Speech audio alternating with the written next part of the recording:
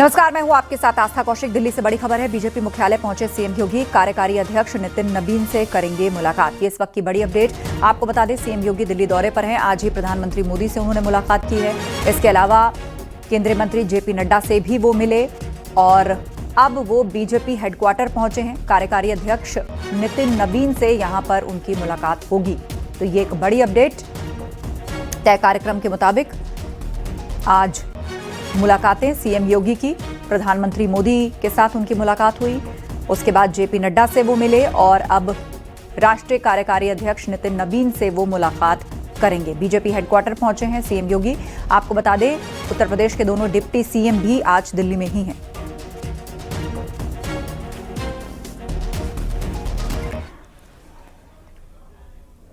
और एक बड़ी अपडेट आ रही है। अमेरिकी उपराष्ट्रपति जेडी वांस के घर पर हमला। अमेरिका के ओहायो में जेडी वांस के घर पर यह हमला हुआ और हमले में घर की कई खिड़कियों को नुकसान पहुंचाया। हमले के समय घर पर कोई मौजूद नहीं था। पुलिस और सीक्रेट सर्विस जांच में जुटी। यह इस वक्त की बड़ी खबर है। हमले में घर की कई खिड़कियों को नुकसान पहुंचा है। जिस वक्त यह हमला हुआ, घर पर कोई मौजूद नहीं था। अमेरिकी उपराष्ट्रपति जेडी वांस के घर पर हमला हुआ है।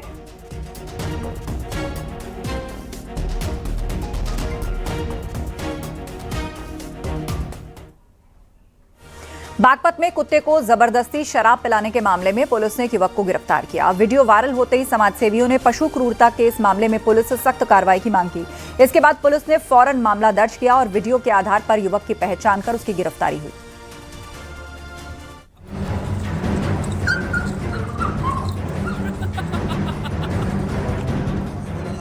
बागपत में स्ट्रीट डॉग्स के साथ क्रूरता की वीडियो के सोशल मीडिया पर वायरल होने से पुलिस ने एक्शन लेते हुए एक आरोपी युवक को गिरफ्तार कर लिया है।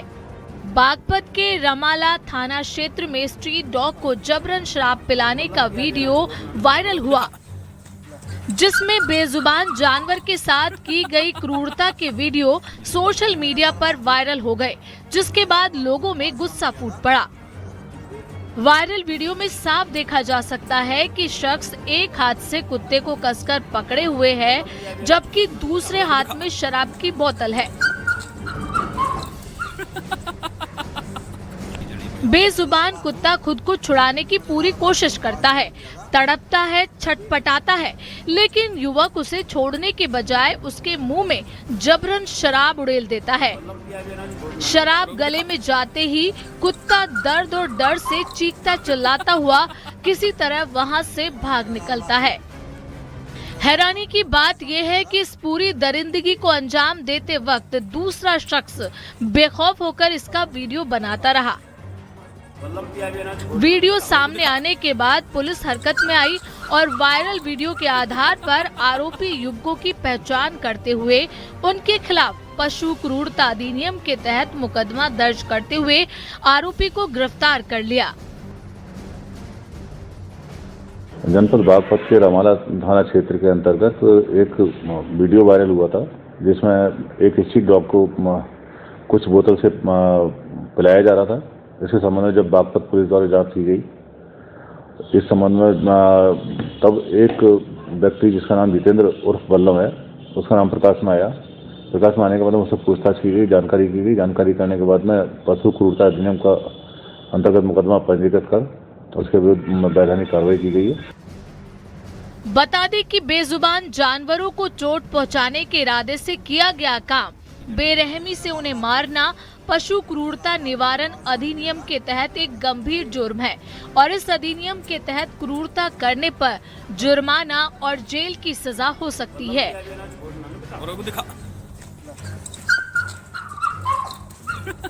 बागपत में स्ट्रीट डॉग के साथ क्रूरता का वीडियो सोशल मीडिया पर वायरल हुआ है। वीडियो वायरल होने के बाद रमाला थाना पुलिस ने आरोपी की पहचान करते हुए उसको गिरफ्तार किया है।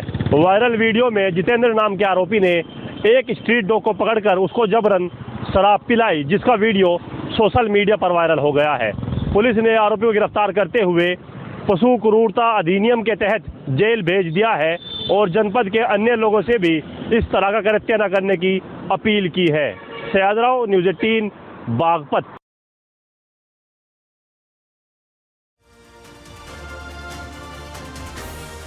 कार की छत पर खड़े होकर नोटों की बारिश करते नजर आ रहे हैं।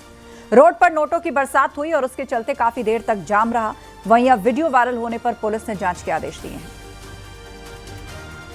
घर खाली करवा दूंगा जायो भी मेरी जुबान। नोटों की बारिश, कार पर खड़े होकर नोट की बरसात, सोशल मीडिया पर वायरल हुआ वीडियो।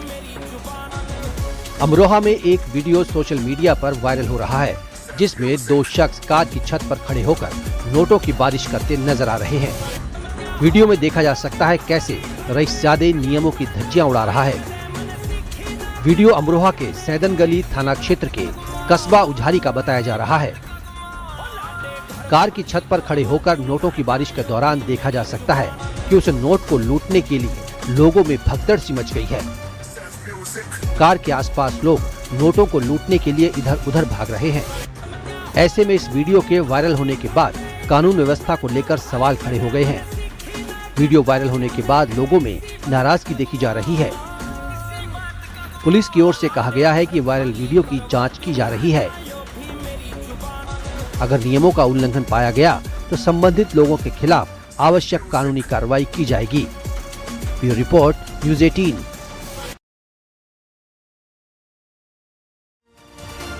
में नशा मुक्ति को लेकर सराहनीय पहल देखने को मिली। गांव के लोगों ने पंचायत करके नशा मुक्ति और पंचायत चुनाव में शराब न बांटने का सामूहिक संकल्प लिया। आप नेता सोमेंद्र ढाका ने इस पंचायत का आयोजन किया, जिसमें ग्राम प्रधान पद के प्रत्याशियों को खास तौर पर बुलाया गया। उन्हें शराब न बांटने की शपथ दिलाई गई।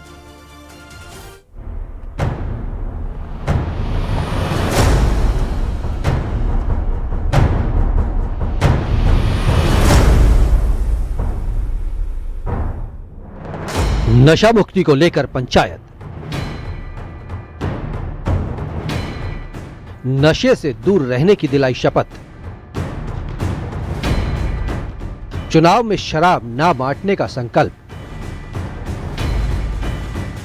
शराब बांटी तो प्रत्याशी का बहिष्कार।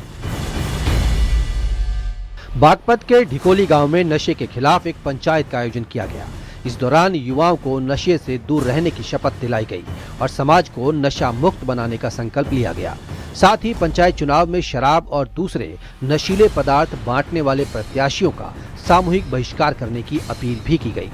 गांव को लोगों ने एक स्वच्छ समाज के निर्माण के लिए सभी के सहयोग की अपील की। पंचायत के आयोजक सोमेंद्र तोमर ने बताया कि जल्द ही ग्राम पंचायत चुनाव होने वाले हैं। सभी लोग चुनाव की तैयारी में लगे हैं। समाज नशे के गर्त में जा रहा है, इसलिए हमने पंचायत करके समाज को नशे से मुक्त करने का संकल्प लिया है और चुनाव को शराब मुक्त बनाएंगे। हमने स्वर्गीय चौधरी चरण सिंह जी की 123वीं जयंती पर यह प्रण लिया था कि हम अपने समाज को नशा मुक्त समाज बनाएंगे। आज मैंने अपने गांव में जितने भी प्रधानी पद के उम्मीदवार हैं और आम जो लोग हैं, जो युवा हैं गांव के, आप देख रहे होंगे पीछे हजारों की संख्या में लोग यहाँ एकत्रित हुए हैं। हमने अपने समाज को नशा मुक्त समाज बनाने के लिए सभी लोगों से, युवाओं से आह्वान किया है और बड़ी संख्या में जो चुनाव के प्रत्याशी हैं उन्होंने प्रण किया है कि वे आगामी पंचायत चुनाव में नए नशे का बहिष्कार करेंगे। लोगों ने ये कहा है कि जो प्रत्याशी नशे का वितरण करेगा, बांटेगा, उसको वोट देंगे। पंचायत को खाप का भी समर्थन मिला। पंचायत में पहुंचे खाप चौधरियों ने भी बड़े फैसले लिए। पंचायत चुनाव में पूरी तरह से शराबबंदी करने की बात कही गई। पंचायत में कहा गया कि जल्द ही बड़े खाप चौधरियों को एकजुट कर बड़ा फैसला लिया जाएगा। हमारा जो गांव है ये बहुत बड़ा गांव है और उस गांव की पूरे क्षेत्र में, जिले में बहुत इज्जत है। यहाँ से जो हमारे मित्र एडवोकेट सोमेंद्र ढाका ने नशा मुक्ति के लिए जो शुरुआत की है, ये पूरे क्षेत्र में एक बहुत ही सकारात्मक संदेश भेजेगा। और बड़ी अच्छी बात हुई कि हमारे यहाँ जो अभी इलेक्शन होने वाले हैं, प्रधान के इलेक्शन होने, वहाँ पर सभी कैंडिडेट्स ने ये कहा है, प्रॉमिस किया है कि वो किसी को शराब नहीं बांटेंगे। इससे हमारे गांव में एक बड़ा इम्प्रूवमेंट होगा और जो नशे की जो लत लगी हुई है उस पर कुछ हद तक कंट्रोल होगा। बता दें कि पंचायत में मौजूद सभी लोगों ने नशा रोकने का संकल्प लिया और कहा कि नशा रोकने के ढिकोली गांव की लड़ाई जारी रहेगी। पंचायत के जरिए नशा मुक्ति की ये ढिकोली गांव की पहल सामाजिक सुधार की दिशा में एक महत्वपूर्ण कदम माना जा रहा है। Bureau report, news 18। झांसी में सराफा कारोबारियों ने दुकानों के बाहर नोटिस चिपकाए। नोटिस में लिखा गया कि अगर गहने खरीदने हैं तो चेहरे को बिना ढके आएं, नहीं तो दुकान में नो एंट्री है। सराफा कारोबारियों की दुकानों में चोरी की घटनाएं बढ़ने के बाद कारोबारियों ने अंततः ये फैसला लिया है।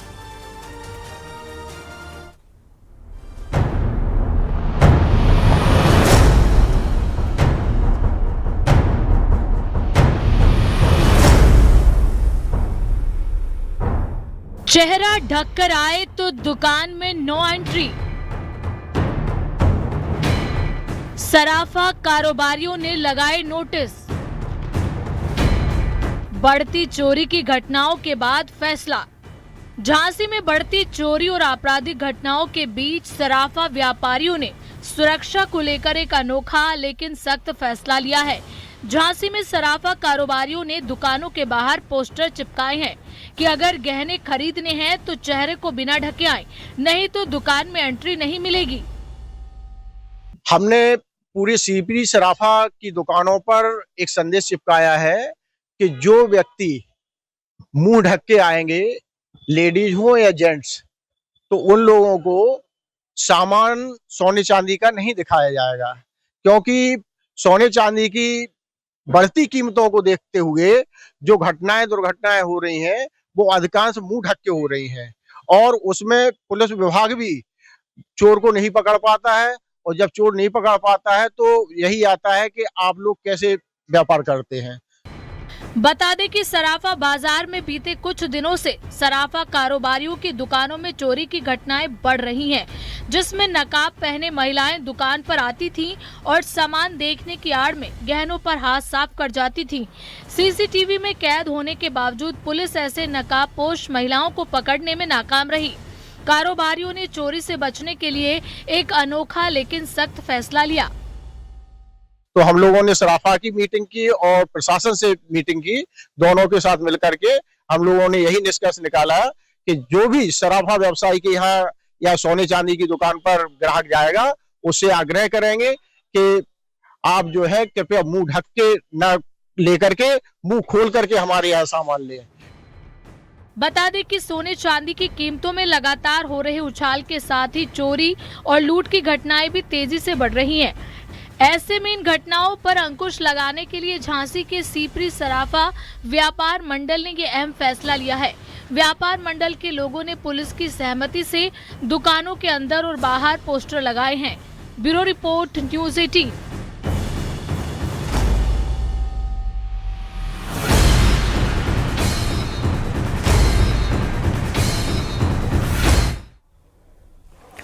मऊ में साइबर थाना और साइबर सेल टीम की संयुक्त कार्रवाई से 28 लाख के 161 मोबाइल फोन्स को बरामद करके उनके मालिकों को वापस लौटाया गया।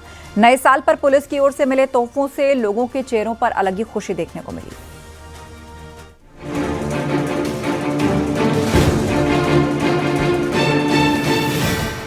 मऊ पुलिस ने नए साल पर लोगों को बड़ा तोहफा दिया। विशेष अभियान चलाकर पुलिस ने गुम हुए और चोरी हुए 28 लाख के 161 मोबाइल फोन बरामद कर उनके मालिकों को सौंपा। मऊ पुलिस लाइन में जिले के सभी थाना क्षेत्रों से मोबाइल मालिकों को बुलाया गया और उनकी पहचान की पुष्टि के बाद सभी 161 लोगों को उनके मोबाइल फोन वापस किए गए।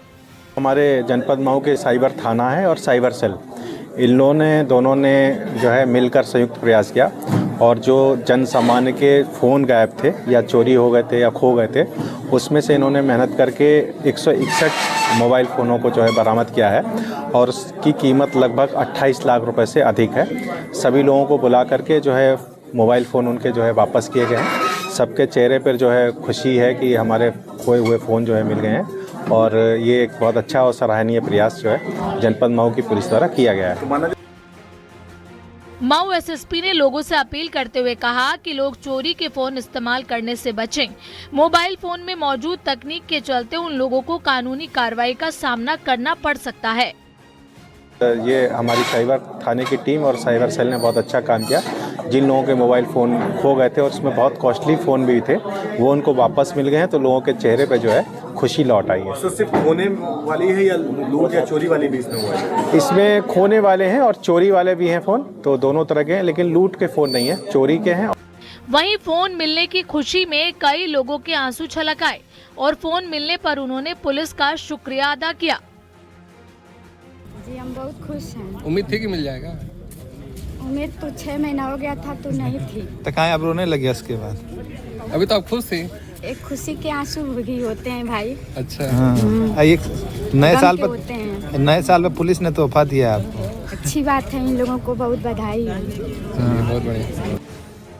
बता दें कि केंद्र सरकार की तरफ से चलाए जा रहे CEIR पोर्टल की मदद से खोए मोबाइल को ट्रैक कर सफलतापूर्वक बरामद करने से आम जन को आर्थिक नुकसान की भरपाई हुई है। साथ ही इन चोरी और खोए फोन के जरिए होने वाले गलत इस्तेमाल भी रोका गया। CEIR पोर्टल विशेष रूप से गुम और चोरी हुए मोबाइल फोनों की ट्रैकिंग और दुरुपयोग को रोकने के उद्देश्य से बनाया गया है। Bureau report, news 18। शाहजहांपुर के किसान सर्वेश शर्मा ने एक बड़ी मिसाल पेश की, जहां गाय जब दूध देना बंद कर देती है तो ज्यादातर लोग उन्हें छोड़ देते हैं। वहीं किसान सर्वेश शर्मा ने अपनी 20 साल की गाय की मृत्यु होने के बाद पूरे सम्मान के साथ गाय को अंतिम विदाई दी।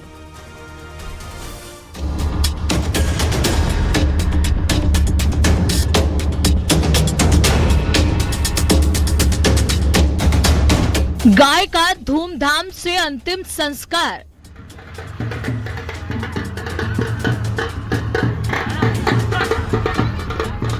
बैंड बाजे के साथ दी अंतिम विदाई।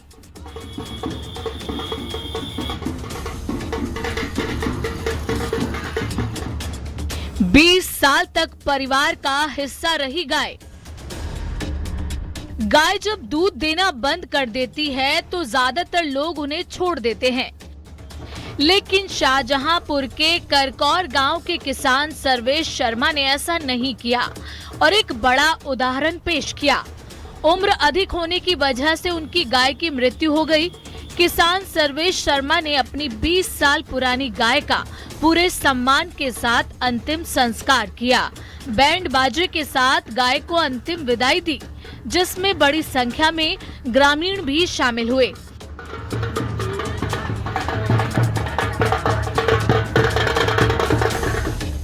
किसान सर्वेश शर्मा ने बताया कि 20 साल पहले उनकी आर्थिक स्थिति ठीक नहीं थी, लेकिन गाय के आने के बाद उनके परिवार की आर्थिक स्थिति में सुधार हुआ।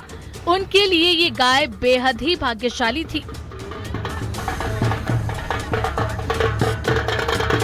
जब गाय हम आज से 20 साल पहले लाए थे तो हमारे घर में रोटी खाने को बैठने की जगह नहीं थी। जब गाय इतनी भाग्यशाली है तो मैंने इसको 17-18 दम मेरे घर में बेच चुकी है। इसके दूध से अपने बच्चा पढ़ाए लिखाए, दूध बेचो, खाओ दूध बच्चन में, ठीक है। तब इसके चक्कर में हमारे इस समय जगह भी बहुत हो गई है, बच्चे भी सब कमाते हैं, 5 लड़के हैं, सब कमाते खाते हैं, पैसा हो गया हमारे पास। पहले लाए थे पैसा घूमते भी थे।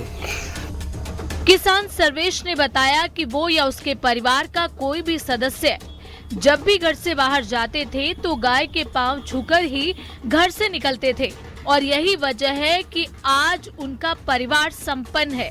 इसलिए उन्होंने अपनी गाय का धूमधाम से अंतिम संस्कार किया।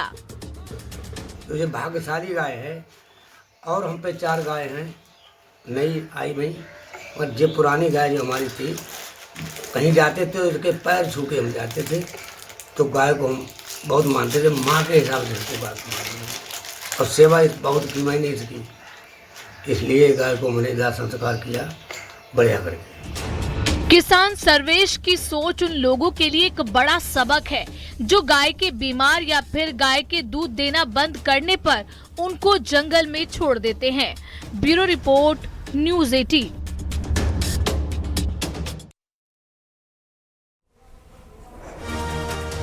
दिल्ली सहित बड़े शहरों में प्रदूषण लगातार खतरनाक स्तर पर है। ऐसे में पहाड़ों का मौसम लोगों के लिए सुकून लेकर आया। दिल्ली एनसीआर से बड़ी संख्या में लोग स्मॉग से बचने के लिए नैनीताल जैसे हिल स्टेशंस पर पहुंच रहे हैं। ऑफ सीजन में भी यहां पर्यटकों की चहल पहल बढ़ गई है।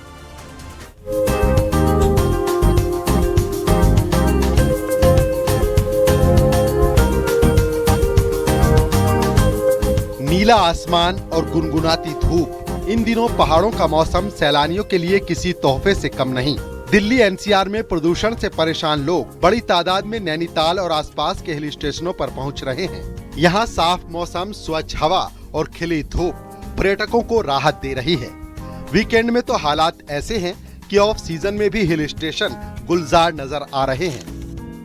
क्या कहना है नैनीताल के वादियों के बारे में, बहुत अच्छा लग रहा है और हॉलीडेज के लिए बहुत अच्छा डेस्टिनेशन है। फैमिली के साथ आप जरूर आइए और बहुत एंजॉय भी कर सकते हैं। जो हिसाब से हम शिमला मनाली अगर जाए तो बहुत ज़्यादा ठंड का अनुभव होता है, लेकिन यहाँ ऐसा नहीं है। यहाँ पे अपन को दोनों चीज़ का अनुभव होता है। सुबह और शाम के समय ठंडा मौसम, दोपहर के समय धूप रहती है, तो हम पूरा एंजॉय कर पाते हैं। हालांकि पहाड़ों में बर्फबारी न होने से पर्यटकों में निराशा है और सैलानियों को बर्फबारी का इंतजार है। वहीं ऑफ सीजन की वजह से होटल और रिजॉर्ट्स ने भी टैरिफ कम कर दिए हैं, जिससे पर्यटकों को कम खर्च में बेहतरीन पैकेज मिल रहे हैं। साथ ही पर्यटन कारोबारी भी उम्मीद में हैं कि ऐसा मौसम ऑफ सीजन में भी अच्छा कारोबार दिला सकता है।